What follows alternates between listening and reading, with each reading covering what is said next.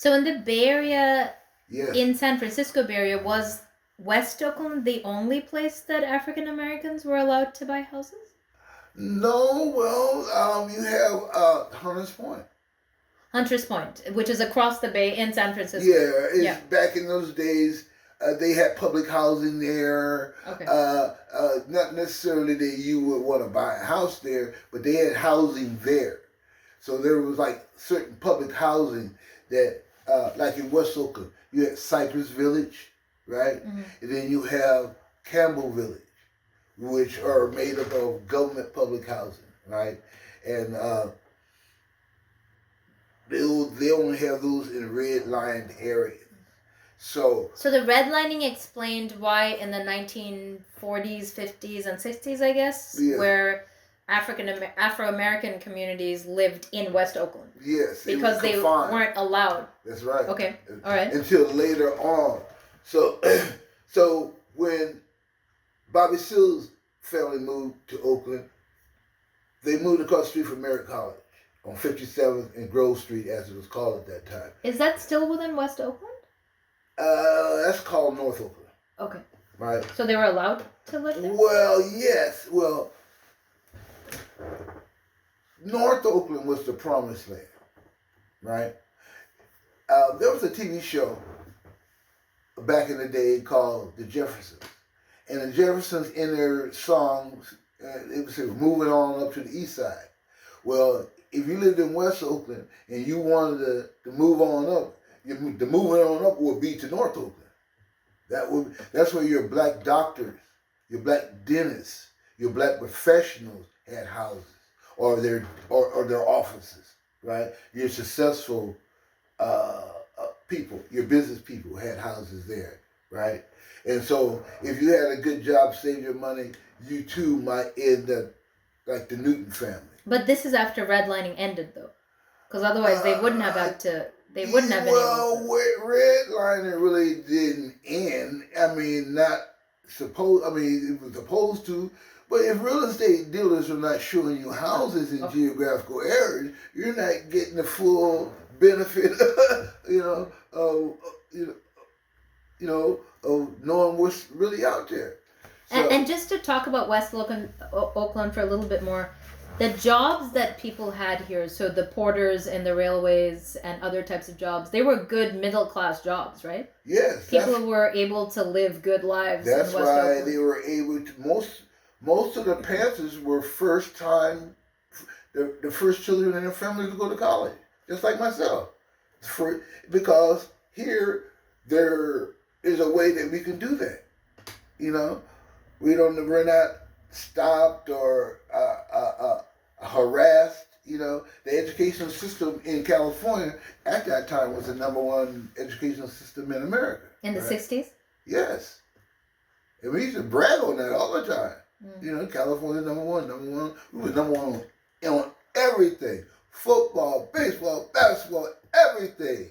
But in reality, black people's lives was miserable because we were not given the opportunity to be our true selves. We were always limited, or controlled. We couldn't even control our own community, institutions in our community. So that's why the program of the Black Panther Party was attractive to me at an early stage, because I seen within the 10-point program things that I liked, things that I would like to see. So I wanted to back up again a little bit more. So we're painting this picture. You're explaining this to us. In West Oakland, it was relatively better for black people than it was in the South, right? A step up, yeah. In the 1950s, 1960s. Right. So why did the Black Panther come into being? And can you talk a little bit about the founders, why they thought they needed to start a party? Okay, well, individually they didn't meet up until the 60s, right? But their politics were more or less the same. They blow for followers of Malcolm X. They believe that Africa should be free. They supported Fidel Castro and fair deal for Cuba and stuff like that. So they kind of jailed, right? But like I said, we were all children of the South. Now, we're not going to take the same BS that our parents took. You know, turning the other cheek, looking down, looking down at the ground, you know, and stuff like that. We're not taking that discrimination. We're going to stand up like a man and we're going to fight for our rights. This is what Malcolm talked about. This is what Huey talked about. And this is what I was saying in my mind on an individual level. And so when I found this other group that kind of thought the way I was thinking, I said, I'm going to get with them because we think a lot on certain subjects, right? And so, like I said, most of their Panthers were from the South. We weren't going to take that discrimination, you know, that our parents took. And at that time, and also what was unique about this was that Huey had gone to law school. Huey P. Newton, who was one of the founders. Yes, Huey P. Newton, the founder of the Black Panther Party, had gone to law school. He had taken classes at Hastings Law School in San Francisco, and as well as night classes over at Laney College, right? So he was well versed in the law. So, see, the thing, I talk to people about 1966, people talk about the Black Panther Party. But what made the Black Panther Party jump off in 66 was what happened in 65. All the things that happened in 65 made the party jump off. What happened in 65? Assassination of Malcolm X, right?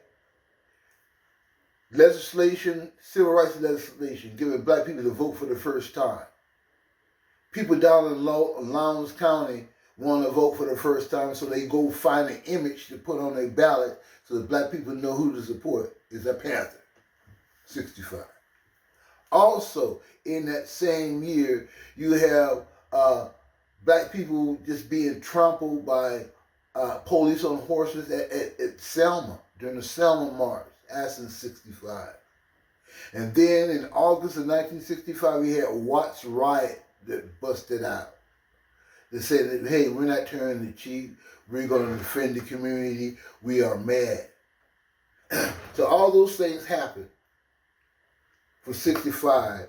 So Huey and Bobby get together in 66 to write the 10-point program and launch the Black Panther Party, you know. And like I said, they're both from the South. They're talking about the 10-point program encompasses things over a period of time that black people have always talked about.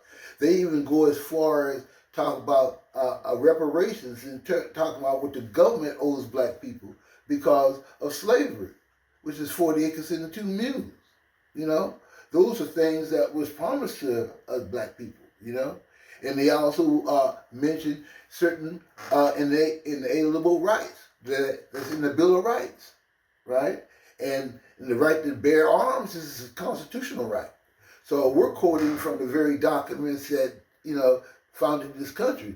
So we're a new organization based on self-defense. Our name is the Black Panther Party for Self-Defense. Our first member is a young guy named Bobby Hutton, another out-of-towner who had just moved to Oakland. He came to Oakland because they were ran out of Arkansas. His older brother, Jay, had gotten in a fight with a white guy at school and beat him up, and his father was in a group called the Night Riders, kind of equal to the Ku Klux Klan. And it was made known to them that they better be gone by nighttime. So they loaded up their uncle's Buick and drove that to California, to Oakland, because Bobby Hutton's father was already out in Oakland trying to find a job. But they had to leave unexpectedly quick. And so they ended up in California. So at this time, Bobby still has a job as a youth organizer for the city, which is like 2 blocks from his house. So the area around North Oakland, where he lives at, he deals with all the young people. So you have the Hutton family who come in, they move in a block away from Bobby. So he's a young person. I think the kids got it from 14 to 16 years old to be in this youth program. It's a program that every city has one that kids come work for 4 hours and give them some money, right? Some youth program. So Bobby was one of those kids, but he heard Huey and Bobby talking about this 10-point program off and on all that. How old were Huey and Bobby Seale at the time? At that time, Huey had to be at least 25, and Bobby Seale had to be like 29 or something like that. So they're in their 20s, right? They're out of college, right? But they see the need for the new organization, right?